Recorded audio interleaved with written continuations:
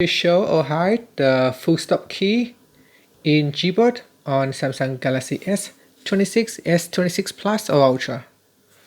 First, swipe down at the top, then tap on the settings icon. Now we then scroll down and tap on General Management. In here, go down and tap on GBoard settings. After that, tap on Preferences. Then we scroll down and tap on full stop key. Tap on the toggle button to turn off or switch on the full stop key to show hide in GBoard. Here if I switch it off and if I open up my GBoard, it will not show the full stop, and because it has been removed, the space bar now is wider. If I switch it on, then the space bar will be shorter, giving space for the full stop key. And that's it. After, tap on the home button to return back to the home screen.